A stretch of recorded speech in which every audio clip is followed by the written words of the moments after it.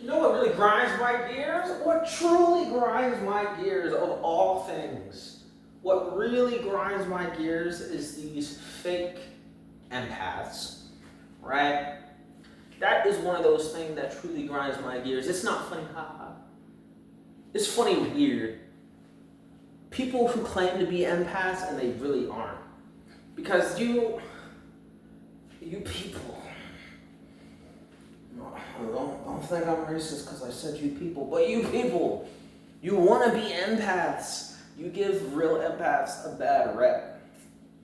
And that's just not me talking dictionary definitions of empaths or just connotation empaths based on just the pure emotion, the feeling of it.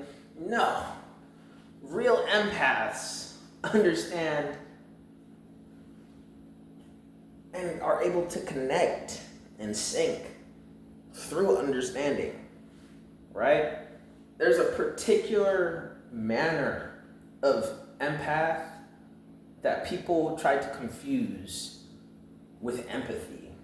Oh, because you have some semblance of empathy, because you can, on some level, empathize with a plight or a situation, you feel the need to try and identify yourself as an empath. That doesn't necessarily make you an empath, because you can do some empathetic things and put yourself in someone else's shoes doesn't actually quantify you as being a full-blown empath. You just freaking suck. You are stealing the identity of someone who really cares. When you're not a non-empath and you claim to be this empath, you garnish the emotions of those around you who might say, believe what you say. Oh, I'm an empath. Oh, are you really? And their permanent perception of reality of what it means to be an empath and subsequently what it means to be empathetic is based around you, a liar who does not know anything. In order to be a real empath, you have to first have knowledge and understanding, because it's through those things that you are actually able to emotionally connect and feel what the other person is feeling. If you were to look at the definition or actually do some critical thinking with that knowledge and understanding that you have in your own brain, telepathically talking to yourself, telepathically just reading your own mind. If you had any knowledge and understanding and you used it,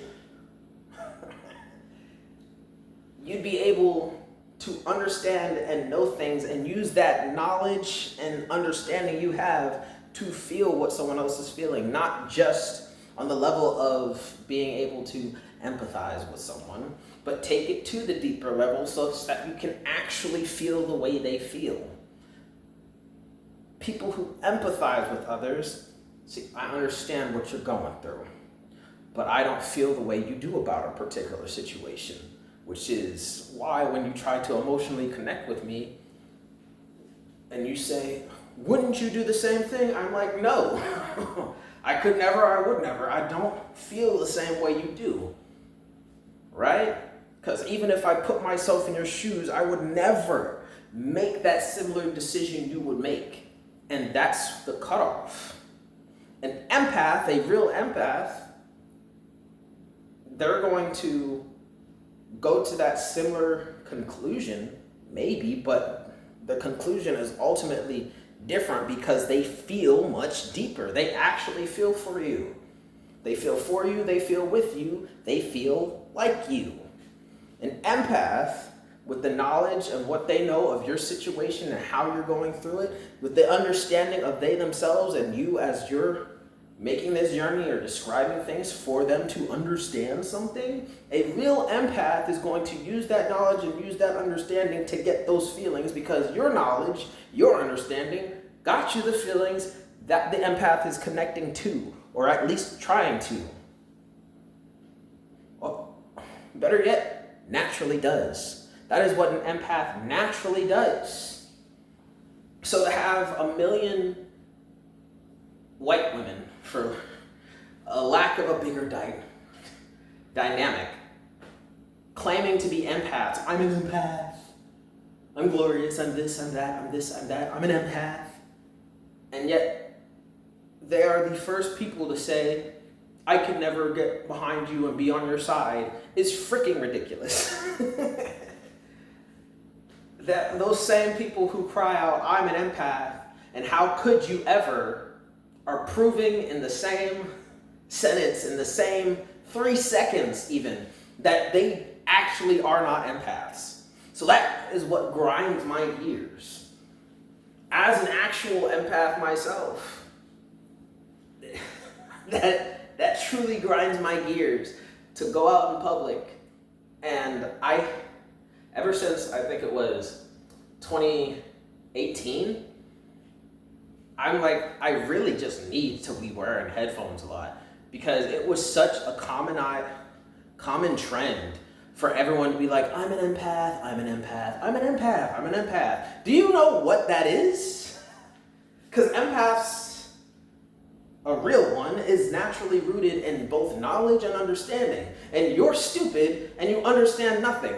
So before we even get to the feelings part, you're by default a terrible empath. And the fact that a circle could never be a square. You can never be a square, but you claim to be a square. You are 1000% rounded all around. And I'm rounded in all the round spaces. I'm a square, I'm the empath, and you are anything but that. That's truly grinds my gears. People who claim to be empaths and frick it all the way up. You ruin the reputation.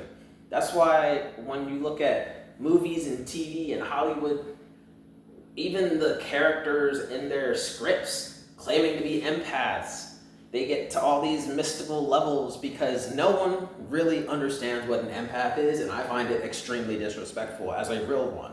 As a real one with a grand lineage and discipleship of other empaths.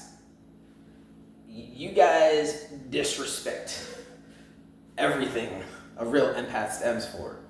You disrespect the real empath community with your bandwagoning of the title and the identity and the status of a real empath. I don't want to blame feminism, but a lot of feminists seem to be doing it, especially feminists. Gosh forbid we talk about male feminists. They love to claim to be empaths just to get in. It's like, no, you're not an empath. You're a freaking sucky, terrible person. And on top of that, you're a liar. But I both know about you, which is how I identified you as a liar. I understand you, and I understand your traumas. I understand this, and I know all about those things. So guess what? I can feel with you. If I was in your case, I would be a pathological liar too. Who the fuck is touching the door? No,